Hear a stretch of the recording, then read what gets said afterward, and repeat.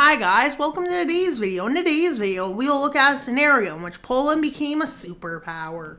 Superpower is like the US, but let's say they became a superpower. I did a video where Canada became a superpower, and I want to see if Poland becoming a superpower also works. If so, we might have some superpower videos. Poland, throughout history, was a superpower at one point. At one point, they even occupied Moscow. That was in the 1600s, around 1615 or 1616. Around that area, I guess you guys get the point. They were a power to be reckoned with. Then in the 1700s, the partition of Poland came. Then came the Napoleonic Wars. Poland was free again. But they were a puppet still. Then they became subjugated after they were divided into three parts. Posen, some place in the south, Duchy of Krakow, and Congress Poland. Eventually, they all have been annexed. Congress Poland to Russia. Posen to Duchy of Posen to Prussia, and Krakow to Austria-Hungary. Then in World War I, they were a puppet state, which was occupied. Then they were freed after World War I. But to the point, they weren't really totally the most strong nation, let's say then. But then World War II came, they were occupied, then they were subjugated by the Soviet Union, and then finally in 1989, was it, or 1991? Somewhere around that area, they became free. They broke away from Soviet oppression. At this point in the video where they became a world power, I have to remind you guys, there's no NATO. Poland is strong. We all know that. There's no hiding that. Poland is on its way to become really strong. And what they do is they spearhead right to Riga. They encircle Riga and they take it, the capital, down. Now they take some ports. I'm guessing there's ports around the coast. Out of Latvia. And at this point, half of Latvia has fallen. But Russia doesn't protect its interests because it's too busy doing something. But, like, Russia looks like Russia is a superpower, but their technology is lacking, which weakens them severely, because Western weapons in Ukraine is what the winner is. Russia's not having a good time in Ukraine. Russia and Belarus can never take on NATO, even Russia and the CSTO. But then at that point, would that really work? Yeah. Maybe let's get back to the video and stop talking about World War III. I'm making my own map, and I'm going to have it all figured out. I'm probably going to have a few photos, like different ones, like alliances.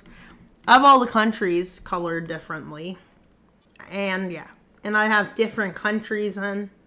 I'm going to have it like just green, but for the like way to show the differences, there will be colors for when the differences are to be shown, but then it'll just be the same color as this, because this is the base map, but it's being changed. And just like this, Poland has annexed Czechia. If Poland became a world power, I would say this is very likely. If NATO disappeared, but I'd say it's unlikely they would be this expansionist. As they declare war on Slovakia and Austria. Why? Because they can. Who's going to stop them? Nobody, because they're Poland. As they move down and capture Vienna, they move over and take Bratislava. Then they move into the north. They ask Hungary for help because Hungary in this universe is still their friends. I don't know. That's crazy, ain't it? That Poland and Hungary can't stop working together. But with Germany marching into the war. Just because they have to. They have no other choice. With this being basically Poland taking Europe, Germany launches its offensive into here and takes most of the allies, but Poland and Hungary does. Germany's relations with Poland has severely declined after Poland refused to give some of Sudetenland. So Germany gets angry and starts threatening Poland and stuff, demanding the lands, and Poland's like shocked when for some reason Germany invades the Sudetenland and parts of Poland. And they even invade parts of Hungary. Now, do they think they can win this? Well, no. They're fighting a world power. They don't realize they're the weakling now. with Poland ready for a full-on offensive, but they refused to call France in. And so, they move right in and swiftly take Berlin,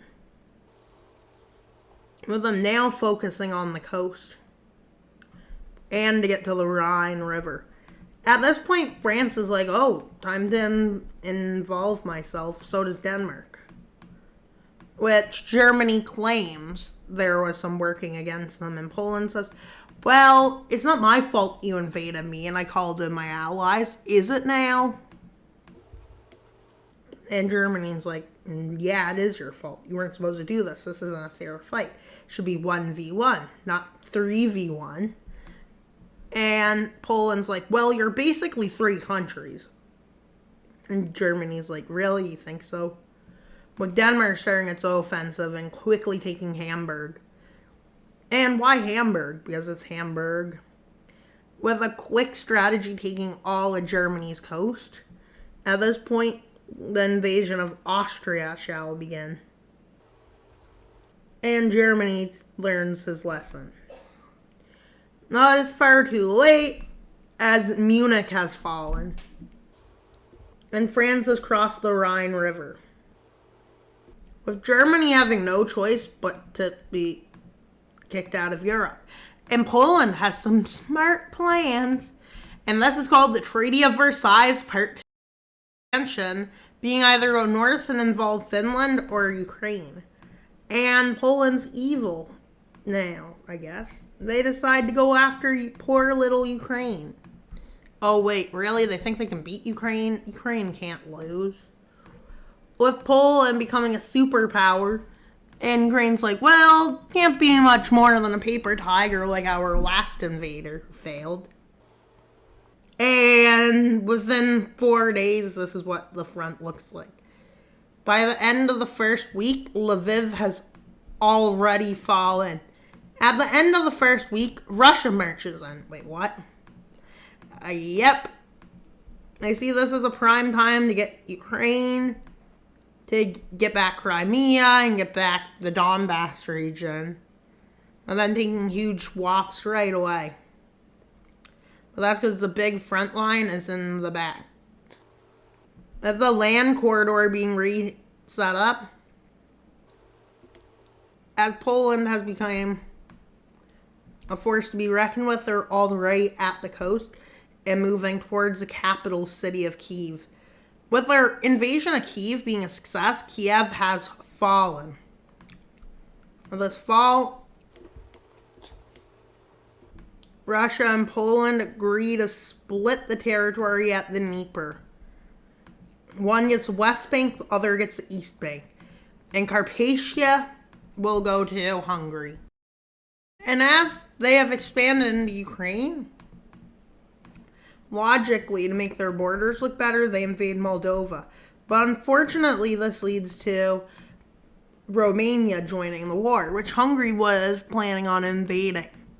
If they didn't get involved for Ukraine, no, not Ukraine, for Poland, I mean. As Poland quickly sweeps across into Romania and Moldova. With quick expansion, they meet up with the Hungarian forces. And with the mountains being tough to invade, they go down the coast, quickly taking Constanta, and then they move towards Bucharest, which they succeed in taking, so they move up to meet with Hungarian forces, split Romania in two, with Moldavian areas falling, and so does Wallachia, where Wallachia used to live. And now for the peace treaty. Ready for a war, and if a war did happen, would most likely lose. With this intel coming in, Poland is ready to start their biggest hardcore war with Belarus and Russia. Oh wait, the CSTO got abolished, Russia. You happy? Because I forced you to abolish it. Oh, Article 4 of the Collective Security Organization has been gotten rid of. Which, the CSTO, in case you don't know, is a defensive alliance But when Armenia got invaded by Azerbaijan, nobody came to their defense because Russia was too busy fighting. And they crossed the Dnieper, with Russia attempting to take the Baltics back. Why is that not the right color? With Russia failing in Belarus to hold back. But in the south, after the south is taken, with Crimea included, and the Sea of Azov is becoming more and more in the control of Poland, Russia's defeats are getting more and more large. And the battlefield has become more and more one-sided. But Finland found out about their proposal to invade, which basically leads to the usage of Poland has become a superior fighter. But now that Finland and Estonia have joined, they weren't ready. With it being a back and forth, basically, kinda. That's as far as they managed to push. As the Sea of Azov is completely in Polish control in the Black Sea.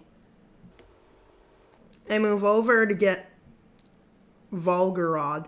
And then they realize one of their best maneuvers now is to make a bulge, which eventually becomes a spearhead,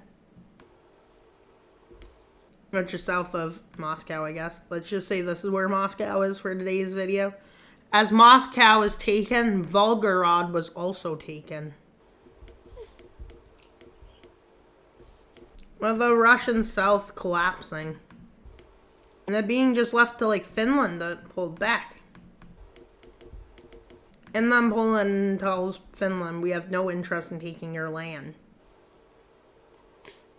But Finland basically realizes that the invasion of Finland isn't going to happen and that it's pointless to even prepare. And Russia's infuriated and calls it a great betrayal of the Russian people. But unfortunately, Putin disappeared. And Poland basically said, what? You want war? We can bring you it. With them deciding how far they're going to go is to the Ural Mountains. Which means basically the rest of Russia will become no man's land. Basically. In other words, the rest of Russia has collapsed into a lawless zone full of warlords. So full of them. And let's see for the Treaty of Moscow. Probably wouldn't be a violent one, but for today's video it was. And this is what I think would happen if Poland became a superpower. If they were imperialist too. But if they were just, let's say, not imperialist, probably wouldn't look the same. But let's say they had an imperial, with the Russian dead zone becoming a reality. But it doesn't really matter anymore. This is just a dead zone. Finally, the Siberia, one warlord comes victorious. And it's not democracy, it's communist warlord. And they basically have subjugated this into China's sphere of influence. But then a Chinese invasion might happen and they become China. And this is what the Polish superpower looks like. They are the strength of the United States. And they have many allies, including Hungary, Bulgaria, France, Denmark, Poland. Wait, what? They're allies with themselves? Yeah. And when you see the thumbnail, it'll be this exact empire, guys, on the map. And thank you for watching. That's all for today's video. Please like and subscribe. Why should you subscribe? Because we're 50 subscribers from our goal of 1,000 subscribers by September 1st. So if you could, please subscribe, as that'd be great for the channel. That's all for today's video. Wild Mamper out, but not until you subscribe. Bye, guys. Bye.